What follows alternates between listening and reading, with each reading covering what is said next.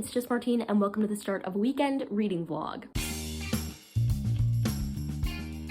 It's Friday night, 7 p.m., April 14th, and I decided, what the heck, I've been wanting to make a weekend reading vlog for the past few weeks, but haven't felt as committed to reading as maybe I normally am when I do weekend reading vlogs, but I thought, let's just see how it goes. I'm in the middle of lots of books, and in fact, there's a book I'm going to try to finish tonight. I might not talk to you about it tonight, because I might be really sleepy after I finish it, but I have like an hour and 20 minutes left of The Shadow of Perseus, which is the Shelf This Book Club pick for the month of April. I don't think I'll be able to watch the live show anyway. I'll probably be in transit at the time of the live show, but I want to read it and discuss it in the Discord server. So I'm 66% of the way into it, and it's due in like 3 days at the library. So we gotta hustle. We gotta make some moves. So I'm gonna get back to reading that. I took a brief, maybe not so brief, break from reading that to edit my video for Sunday so that I could read as much as I want to tomorrow without the distraction of that. And interestingly enough, I was set up in a situation where I was going to like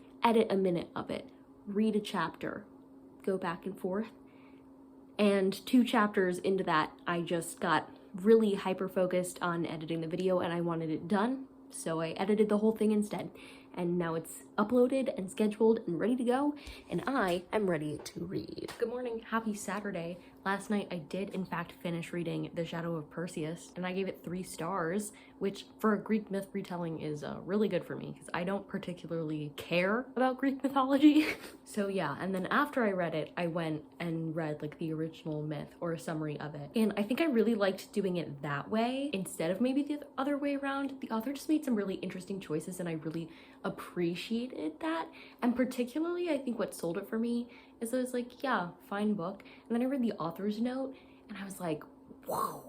Which is why I always read author's notes, because like I didn't know her exact intentions with this and I loved her intentions with this. Sad I'll probably miss the discussion, but interested to hear what other people in the group think, especially because Bailey has already read it, but Bailey refuses to share her final rating until the live show. We'll have to see. This morning I have to take a long walk to Publix to pick up some prescriptions, so I'll listen to an audiobook during that. And because I love being on the nose, it's a book about walking that I'll be listening to, so which I've already started and am enjoying so far. And then I'm hoping to finish In a Cottage in a Wood today, because I'm exactly halfway through and I read the first half of it yesterday, so you know, I think I can do it, but I'll let you know what happens. It's 1:15 p.m. now on this Saturday, and I do have 2 books to update you about. One is In Praise of Walking, which is that nonfiction book about walking that I told you about, and I did in fact listen to almost the whole thing on my walk, which was incredible. I'm giving it a 3.5 stars.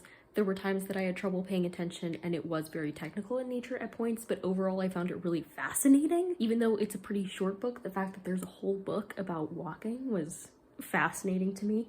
And again, I definitely think it elevated the experience reading it while walking. So that was great. And then just now I finished In a Cottage in a Wood by Cass Green, which I'm also giving 3.5 stars. I guess it's a thriller, maybe? I guess it's a thriller. It's more of a thriller than a mystery, I think. But it's about this woman and her life's an absolute disaster.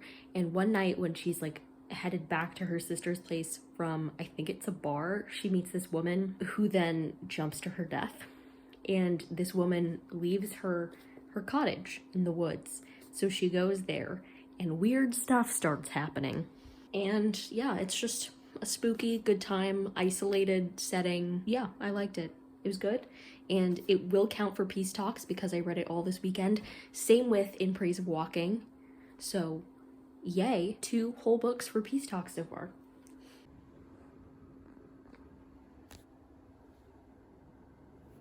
Hey friends, it's approaching 6 p.m. and I finished reading My Life with the Chimpanzees by Jane Goodall. And it was so good. I'm giving it 4 stars. At first I was like, this is going to be a 5 stars. And then by the end, it was getting like repetitive and rambly and less narratively cohesive. But the first half I really, really, really loved. It's just so cool to think about because this work has been around my whole life. And so to think about what we did and did not know before Jane Goodall began her work about some primates was like crazy to think about.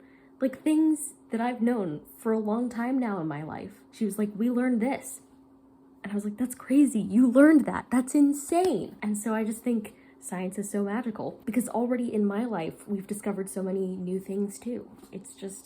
It's wild. And I just went in and updated all of my stats and like submitted books for realmathon, which took a chunk of time. That was a whole process. But now I'm going to turn my attention back to the lock because I think I'm like maybe 70% of the way into that. So I can definitely finish it tonight. So that's the goal. I've finished lots of books. I'll tell you about them later though, because I have 1.8 hours left to reach in 24 and 48. And I have like 5 hours left to do that. And I really want to do it, but I'm also really tired. And usually I would just switch to my audiobook in that case, but for some reason I chose an audiobook that takes a lot of focus right now. So, but I've been having a good time reading. So that's nice. It's 4:48 p.m. on Sunday, and with 3 hours to go, I finished reading 24 hours in a 48-hour time span. The reason I didn't open this vlog as a 24 and 48-hour readathon was because I wasn't sure I would actually be in the mood to complete one. But then when I was so afraid I wouldn't finish it that I kind of didn't want to tell you. But once I felt like I could finish it, I could tell you. Anyway, read over 2,000 pages, made a good dent in things. I'm still somehow in the middle of a ton of books, but less than at the start of the weekend, and that's great. But I do have some books to tell you about. Starting last night when I finished The Lock by Fran Doricott, which I gave 4 stars. I gave it 4 stars, and I've been working on this one for a little while, but it was due back at the library soon. It's a thriller set in a small town in Scotland where these 3 friends go for vacation and then one of them goes missing. And that's about all you need to know. But I had a good time with it. It delivered the vibes that I was looking for. And then between last night and this morning, I listened to the audiobook for The Fine Print by Lauren Asher, which you may know about because it has been going crazy on like all platforms that talk about books, because it's a self-published romance and the take is kind of like people who are set to inherit a Disney World type property, like theme park enterprise. So I was like, even though it doesn't seem my speed, that part of it seems my speed. And listen, I ended up giving this 3.5 stars. 3.5 stars. Actually had a fun time with this, but not in the way that most people are probably having a good time with this. I enjoyed the heck out of the parts that were talking about improving the park and weaknesses in the park and all of that stuff. The couple that this followed, I'm not sure I really cared about or was particularly rooting for them. They were fine. But the overall concept of the series, I will go feral for. I don't need it to be a romance series, but the rest of it, I want. I don't have access to any of the other books, so I'll probably never read them. This was the only one my library had. I will say listening to the audiobook was a weird experience.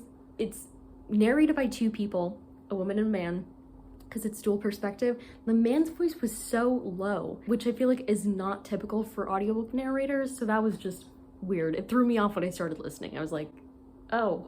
And then I read the entirety of The Hunting Wives by May Cobb, and I gave this 4 stars. This book is not for everyone. In fact, this book is probably not for most people. There are some icky things in here, and some people in some reviews argued it didn't have to be a part of this at all, and I can totally see where they're coming from. I, on the other hand, think it fits perfectly with how messed up the characters in this book were, so I highly encourage you to look at trigger warnings first. But the basic premise of this is there's this mom, she's new in town, and she becomes quickly obsessed with this socialite mother named Margot, who is something else.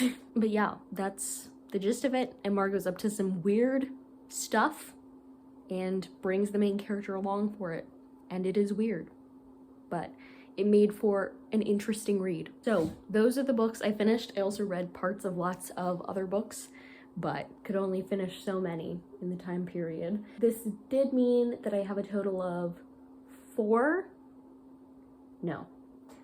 In Praise of Walking, In a Cottage in a Wood, My Life with the Chimpanzees, The Fine Print, and The Hunting Wives. 5 books that count towards the peace talks. So that's great, because I was kind of expecting myself to get none, because the way that Peace Talks is set up for Realmathon just doesn't work for my reading style. You have to start and end the book in the 48-hour period that Peace Talks is taking place during. That is not how my reading works. I was in the middle of like 10 books before I started this weekend, so I was like, maybe I'll get one if I'm lucky. So 5, incredible. It helps that I have things that are due at the library soon, and I was like, this is my chance. And I honestly probably won't read anymore. Tonight I think it's going to be a Riverdale night, because I haven't watched any this weekend. Not 1 minute of Riverdale. And that's crazy, because I watched a lot of TV last week, and then I've done none this weekend. Because usually my routine is I wake up in the morning feeling like P. Diddy, and then I watch some TV or YouTube. For this to accomplish my 24 and 48, and I was pretty determined about it, I wake up and I put in my headphones and turn on my audiobook, and that's how that goes. So very different from my normal routine. I feel like I only talked to you in like one spot in my room though this weekend, so I'm going to do like a little twirl so you feel like it wasn't fully a sit-down video, and then I'm going to say that I'm going to end this vlog here. If you liked it, go ahead and give it a big thumbs up and comment down below what's the last book you read in a whole weekend or like in a 2-day period, and subscribe for more reading, writing, and college lifestyle content. And until next time, bye humans, bye!